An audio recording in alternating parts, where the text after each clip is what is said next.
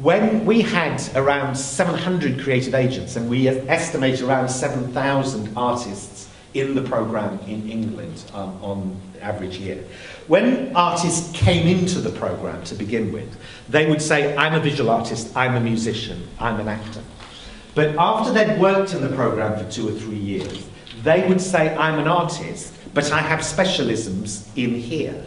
And to us, when we did focus groups about this and got them to explain, they said the process of working in creative partnerships, and particularly because it very often involved teamwork with artists with other disciplines, is I became to understand that my creativity is separate from my technical skills, but because I happen to be very good with my fingers, I've ended up expressing my creativity through playing the violin.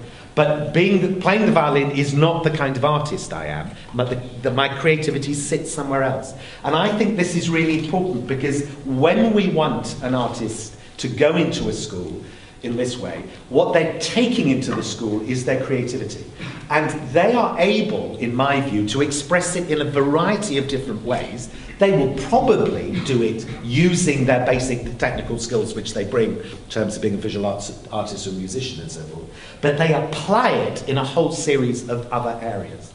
I was in Vietnam recently working closely with an artist, Vietnamese artist, who's a very, very successful fashion designer and businessman. But he, to me, was an absolute classic example of someone who has learnt his creativity is separate from his technical skills and is constantly applying his creativity to new things. And he took me to this garden he created on the outskirts of Ho Chi Minh in the city, in which he bought various old Buddhist structures from around Vietnam, and he deconstructed them and brought them, then reconstructed them and created this Buddhist landscape with these little temples and prayer halls in it. And it's absolutely exquisite sight, because his creativity went into the landscape design and into the lighting and into everything else that went into that. Wasn't what he had a background in, but artists are capable of doing that. So that becomes a really key opening point. The next thing is that for ICEnet artists, the participation of others is central to your practice. There's a lot of artists, in my view, who should never go to a school because it's not relevant to what they do. There's one of my favourite English painters, who unfortunately has died now, is a painter called Lucian Freud. Lucian used to work in his studio 14 hours a day, spending months on end on a single portrait, which he was painting from life. And he created great artworks. Sticking him in a school served no purpose whatsoever for him as an artist. It wasn't developing his skills and his understanding and so forth. But there are a lot of artists for whom creating the space for others to participate in their creative journey is fundamentally relevant. And again, the research that we did in creative partnerships showed to us the fact that something like 80% of the artists in the programme said their personal practice got better as a result of having worked in schools. That was a fundamental part of what happened. But you have to be open to it, and it has to be relevant to what you do. Another point about practice is ICEnet artists understand creativity and are able to discuss it.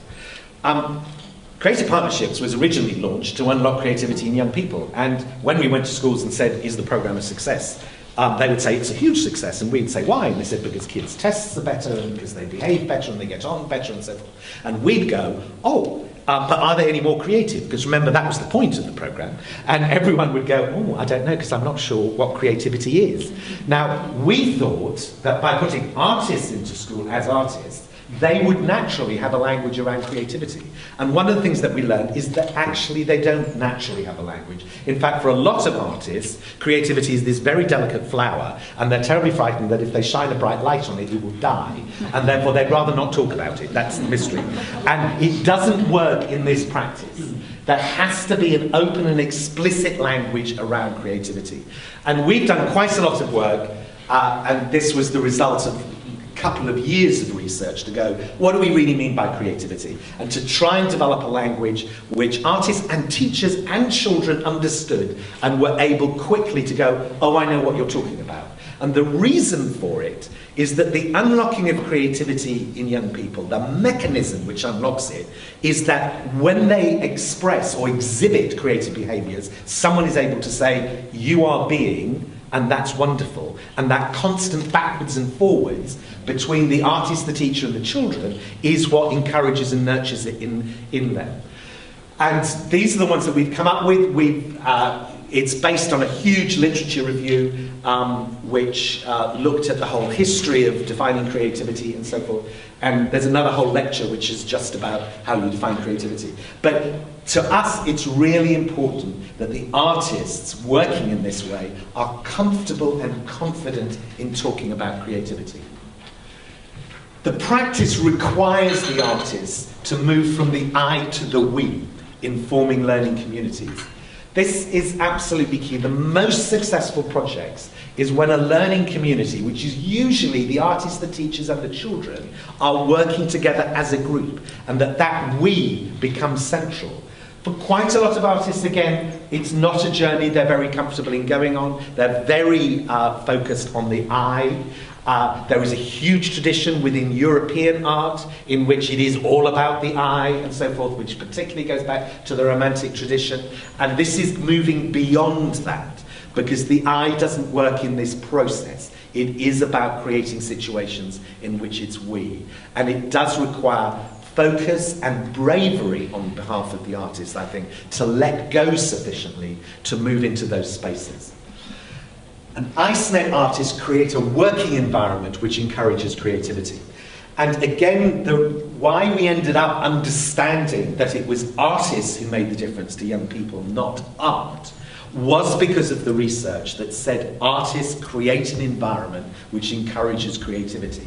And what does it look like? It looks like that. Again, there's another whole lecture which is just analysing this, but basically we define a difference between low-functioning classrooms and high-functioning classrooms, and in high-functioning classrooms, these are the ones in which creativity of young people is allowed to be exhibited, and so forth. And they're key elements to this, which I pick out. They're very physical environments. Children are moving around, not only in the classroom, but the school, the grounds. They're going into town. It's an environment in which emotion is freely spoken about, which isn't hidden. It feels very authentic and it's very real. The visibility of the processes are very high, because in a Creative Partnerships project, you might be doing maths, but actually what you're using the maths for is to create a huge sculpture in the middle of the school grounds. Everybody's going to see that, and what the research has said is that high visibility processes and projects are high risk to the children, because normal schoolwork, only the teacher sees what you're doing if they're lucky. In these, everybody sees. And what they said is young people like risk. It makes life interesting.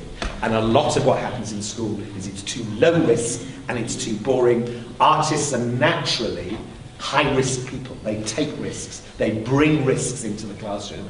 And when I talk about this, people say, yeah, but what about, we don't want the kids having physical danger. And I go, well, actually, emotional, intellectual risk is far more threatening than physical risk to you.